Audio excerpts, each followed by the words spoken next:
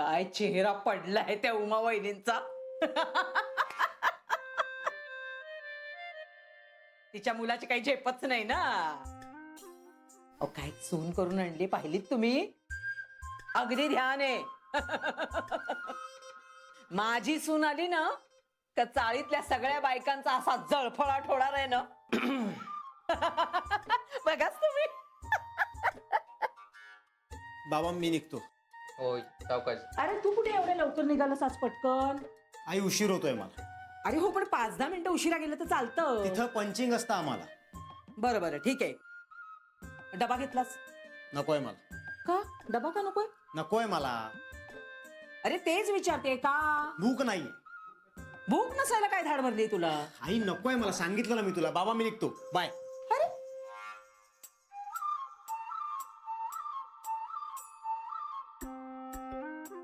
नाही नाही काय झालं काय याचं आता अचानक डोकं फिरायला.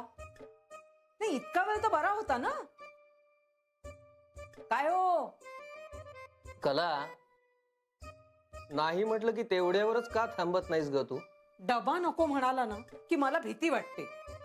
नाही आई म्हणून त्याने वेळचे जेवावं असं तुला वाटणं साहजिक आहे, पण तसं नाही हो. ती अवदसा आणत असेल ना मग ह्याचा डबा. त्याचं टेन्शन येतं मला. म्हणजे असं काही नाहीये म्हणाला तो. पण तुम्हाला सांगते पंतांनी आणलेल्या स्थळाशी ह्याचं जुळलं ना तर सुख अगदी आपल्या दारात हात जोडून उभं राहील. तुम्हाला सांगते घर म्हणू नका, दागिने म्हणू नका. मी तर सगळी माझी हौस भागवून घेणार आहे. सगळे दागिने करून घेणार आहे मी. पाटल्या, बिलवर, तोडे, चंद्रहार, राणीहार, कंबरपट्टा पण अगदी करून घेणार आहे मी. फार हौस आहे हो मला सोन्या नाण्याची.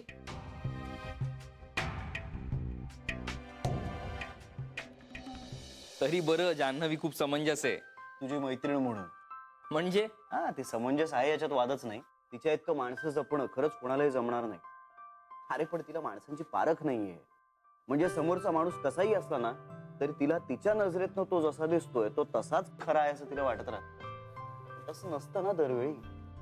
अरे पण ती मनाने खूप चांगली आहे म्हणून असं होतं. अर्थात आहेच, पण सगळीच माणसं तिच्यासारखी नसतात ना. हो तेही आहेच, पण तिला हे समजावणं जरा कठीण आहे. जरा हे तिला समजावणं ना अशक्य आहे. हो मग काय, मग आमचं नाही पटत कधी कधी. कधी कधी ना. अरे माझं आणि गीताचं कधीच पटत नाही. असू नकोस, खरंच सांगतोय. मी काहीही बोललो तर गीताचा त्याला हमखास विरोध असतो. आता परवाचंच उदाहरण सांगतो.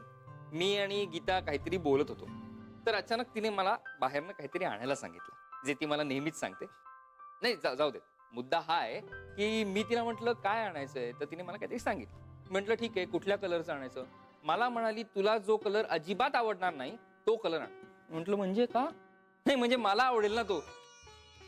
सिरियसली हो असं म्हणाली ती. ऑफकोर्स. श्री आत्ताचं घर फायनल करताना नाकी नऊ आले होते माझ्या.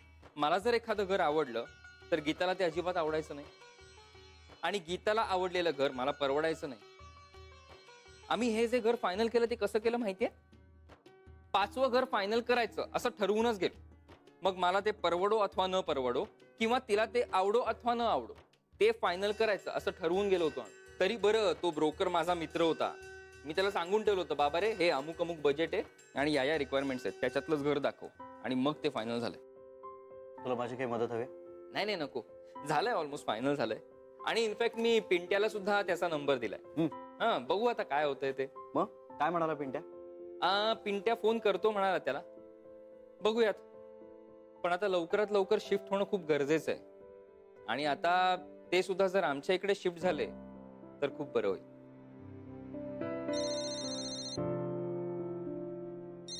पिंट्याचाच फोन आहे. आलोच. बोल पिंट्या.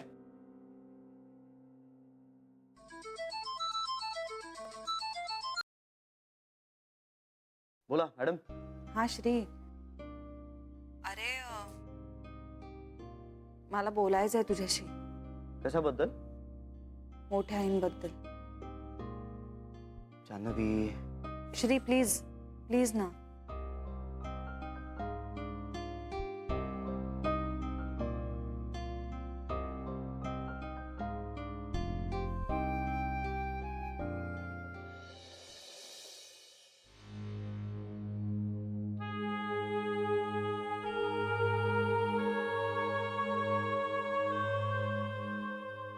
इंदे, अगं श्रीच्या मनात असं काही असेल असं नाही वाटत मला.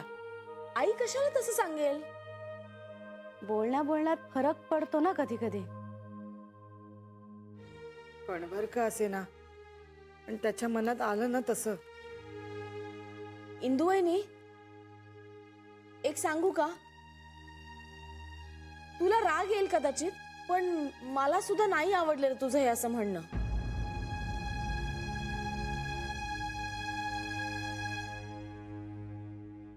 सॉरी, म्हणजे हे असं ऐकायला चांगलं नाही वाटत आहे. खरंच वहिनी, त्यांचं येणारं बाळ त्याचे त्याचे गुण, त्याचं भाग्य घेऊन जन्माला येऊ दे. अमृतचं दुर्दैव कशाला त्याच्या वाट्याला?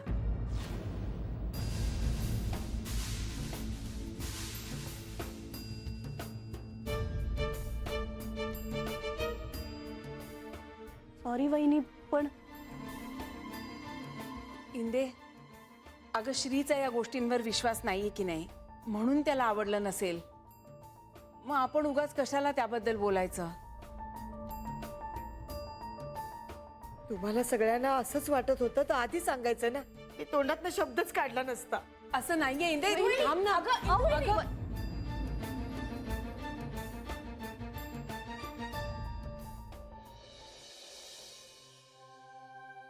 श्री, तुला माझी शपथ आहे. जान्हवी, अगं का उगाच शपथ वगैरे घालतेस? सांगण्यासारखं काही ना.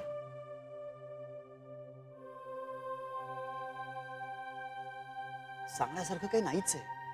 जे मनात येईल ते बोल. अगं पण काही मनात येतच नाहीये माझ्या. असं नको ना करू श्री. हे बघ, एकतर हा विषय इथे बोलण्यासारखा नाही.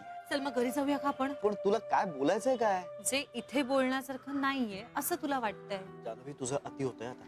तुझ्या मनात असेल ते सगळं बोलावंस तू. असं ठरलंय की नाही आपलं? एकमेकांपासून काहीच लपवायचं नाही आता. असं काही ठरलेलं नाहीये.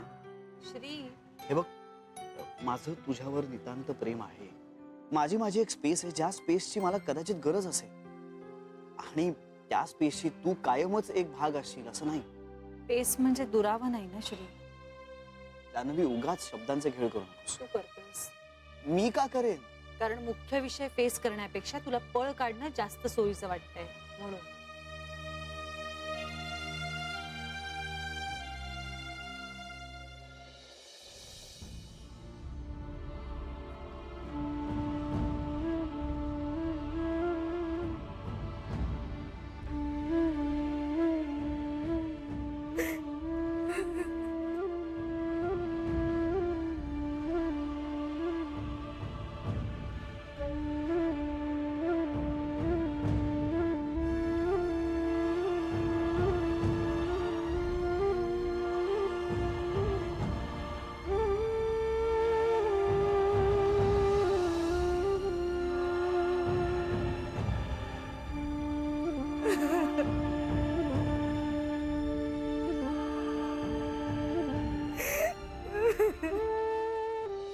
जान्हवी, तुला हवे ते अर्थ चिकटवतेस तू माझ्या बोलण्याला. असं नाहीये. मी हा पर्याय पिंट्याला सुचवला म्हणजे मी काय पळपुट आहे? तू पळपुट आहेस असं नाही म्हणाले मी, पण इमोशनल इश्यू हँडल करण्यापेक्षा पळ काढणं तुला जास्त सोयीचं वाटतं. आणि या दोन गोष्टींमध्ये खूप फरक आहे श्री. चला आपण घरी जाऊया. मी माझं सांगू का? नाही, आता नको. मग कधी श्री? हे बघ, डॅमेज झाल्यानंतर रिपेअर करणं जास्त अवघड होऊन बसतं. म्हणजे तुला कळत नाहीये असं नाहीये, पण तुला ते मान्य करायचं नाही. आता ना तू खूप ऍब्सर्ड बोलतेस. माझ्यापासून सुरुवात करू. श्री, जेव्हा माझी सख्खी आई गेली ना, तेव्हा माझ्या बाबांनी दुसरं लग्न केलं. मग जेव्हा माझी सावत्र आई प्रेग्नंट होती, तेव्हा माझ्या बाबांना सारखं वाटायचं की माझ्या सावत्र आईच्या पोटी माझी सख्खी आई जन्माला येणार आहे.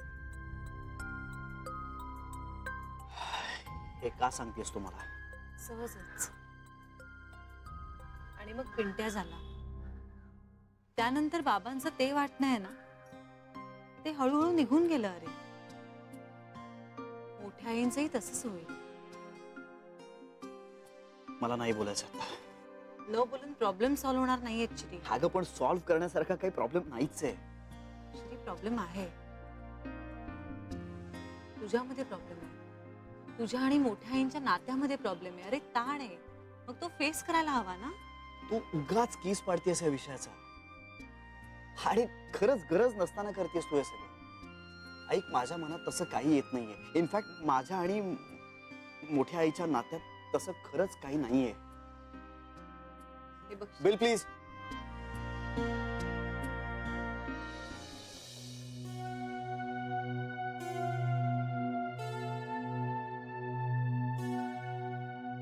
इंदू दारच उघडत नाहीये.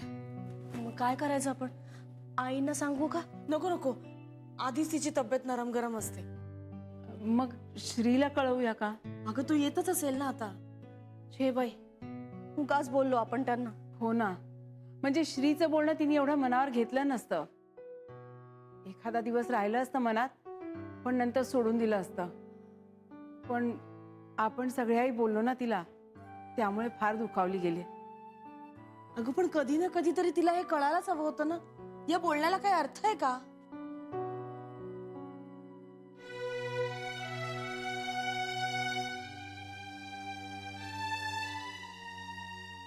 काय झालं आई?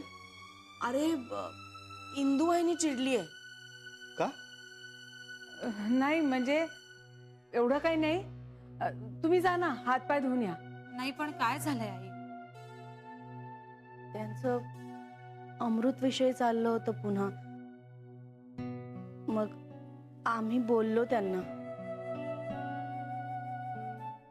अरे चिडली म्हणजे होईल थोड्या वेळाने शांत आपोआप.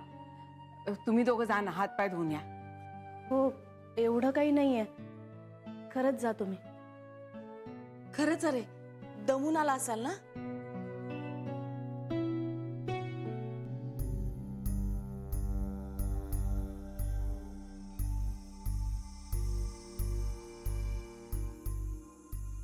मी बोलू का त्यांच्याशी? तू आधी श्रीशी बोल. श्री इंदूशी बोला ना की होईल सगळं नीट.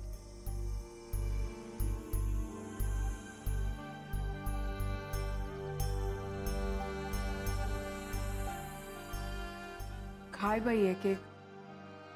घरात राडे नको तर काही ना काहीतरी होतच आहे. अगं घर म्हटलं की होतच असं बेबी. आपण किती छान विचार करत होतो ना जान्हवीच्या 5व्या महिन्यातल्या चांदण्यातल्या डोहाळ जेवणाबद्दल. अगं हो, पण त्याला अजून अवकाश आहे ना, तोपर्यंत होईल सगळं नीट. श्री आणि जान्हवी शहाणे आहेत ना, ते करतील सगळं ठीक.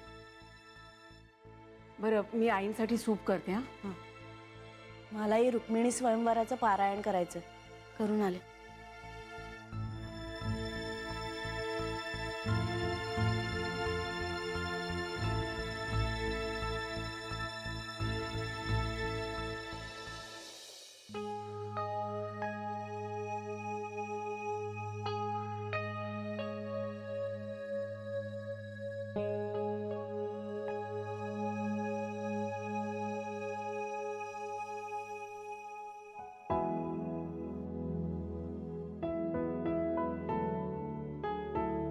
जान्हवी,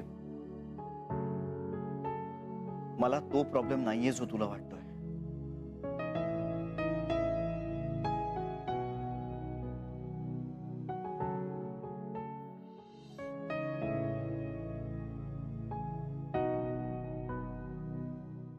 म्हणजे तुला त्रास होऊ नये म्हणून मी काही सांगत नव्हतो. तुझ्या न सांगण्याचा मला जास्त त्रास होऊ शकतो ना श्री.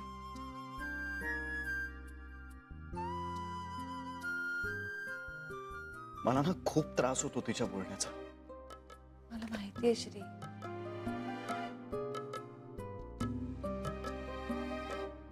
गोड होता अमृत. खूप पटायचं आमचं. दादा होतो मी त्याचा. घरभर माझ्या मागे मागे फिरायचा.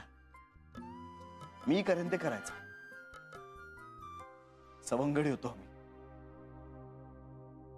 त्या दिवशी ना खरं तर उमाकांत काका बरोबर मी सुद्धा जाणार होतो. माझी परीक्षा होती. आई आजी म्हणाली की परीक्षा बुडवून कुठेही जायचं नाही, म्हणून मी नाही गेलो आणि अमृत केला. जाऊ दे, मी तुला बोर करतोय. नाही. दानवी, मी ना मोठ्या आईचा शोक पाहिलाय. सतत रडत असायची ती, सतत. मला काही कळायचं नाही, पण मला ना खूप त्रास व्हायचा त्याचा. आणि मग तिच्या डोळ्यात पाणी पाहिलं की मला रडू यायचं. आणि मग मी रडायला लागलो की मग ती पटकन शांत व्हायची आणि सावरली असं दाखवायची. तिचं रडणं थांबवण्याचा ना जालीम उपाय झालो होतो मी.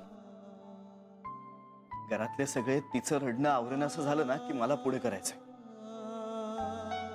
मग व्हायची ती हळूहळू नॉर्मल. हे ना असं खूप वर्ष चाललं. मग मी मोठा होत गेलो आणि मला असं वाटायला लागलं की आता तिच्या दुःखाची तीव्रता कमी झाली.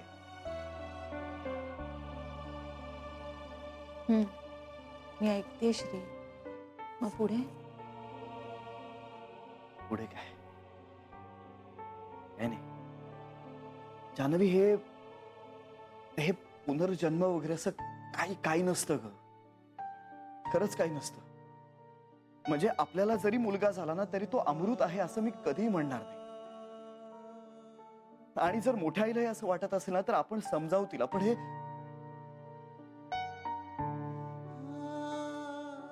सुरुवातीला ना तिच्या बोलण्याने मी जरा घाबरलो होतो.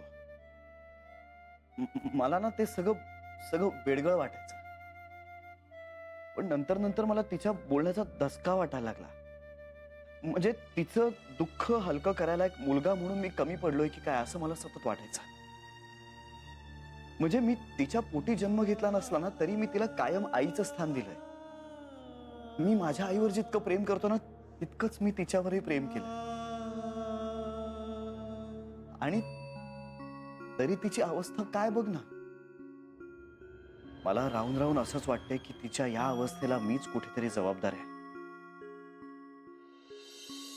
मला समजून नाही घेता आलं तिला. जान्हवी, हुंकर मारणं मला जमलंच नसेल का ग. तिच्या मनाला ते लागलेलंच आहे. अमृत परत यावा असं तिला वाटणं हा तिचा वेडेपणा, हा माझा मुलगा म्हणून पराभव असं मला वाटतंय. घरातला एक कर्ता पुरुष म्हणून मी माझी कर्तव्य पार पाडू शकलेलं नाहीये असं जाणवतंय मला. मोठी आई फक्त जिवंत राहिली पण जगलीच नाही का कधी. ती फक्त गारगोटीच राहिली का या विचारांना मला खूप त्रास होतो, खूप अस्वस्थ होतो मी. मला जे सगळं आलबेल चाललंय असं वाटायचं ते तसं नव्हतंच का कधी. म्हणजे वरवर ती बरी वाटते पण आतून अमृतच्या दुःखानं पोखरलेलीच वाटते ग. आणि यासाठी मी दोषी असं मला वाटतं. मला काहीच जमलं नाहीये. हार ही माझी. मला 6 आया आहेत पण मी त्यांचा मुलगा होऊ शकलो नाहीये का ग. म्हणजे मी फक्त घेत आलो त्यांच्याकडून. मला त्यांना काहीच देणं जमलेलं नाही असं वाटतंय मला. हे ना हे खूप फ्रस्ट्रेटिंग आहे, खूप फ्रस्ट्रेटिंग आहे. मी ना असा तासनतास विचार करत बसतो नुसता. कोणाशी काही बोलता येत नाही, कोणाला सांगता येत नाही.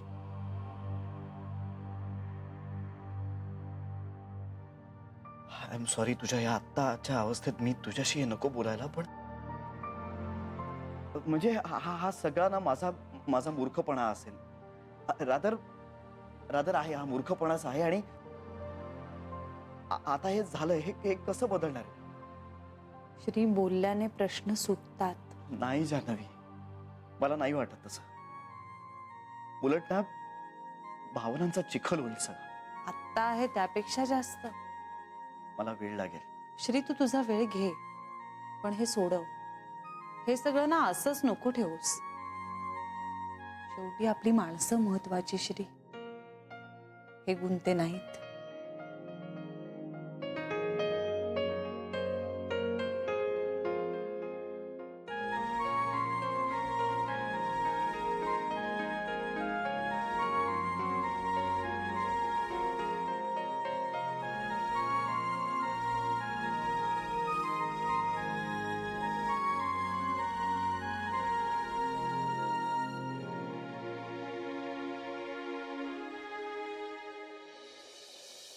आई काय सकाळी सकाळीच आज पंतांकडे गेली वाटतं. हम्म.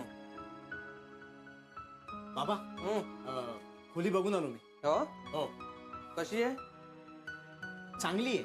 मग? तुम्ही जरा बघून. अरे तुला आवडली आहे ना, मग ठरवून टाक. मी कशाला बघायला हवी? आणि बाबा मी मनीषी पण खोली पाहिली, सेम टू सेम आपल्यासारखीच आहे. हो हो अरे वा. पण बाबा एकदा तुम्ही चला ना. अरे पिंट्या, आता मी नको बघायला. आता तुझे निर्णय तू घ्यायचे. आणि लक्षात आहे ना, ओठात एक आणि पोटात एक. हो हे लक्षात ठेवायचं. मग बाबा मीच ठरवून टाकू. हो चालेल. मग आज टोकन देऊन टाकू. चालेल ते. ठीक आहे. मग ATM मधनं पैसे. बाबा मला मग उशीर होईल, मी आवरायला घेऊ का? अरे मग निघ ना तू, मी बघतो. मी ते सगळं घासून ठेवलंय, ते तेवढं ते फक्त ते पुसून मी घ्या. बघतो. हा मी आवरतो. हो ऑल द बेस्ट. थँक्यू बाबा. नीट बोल काय ते त्यांच्याशी.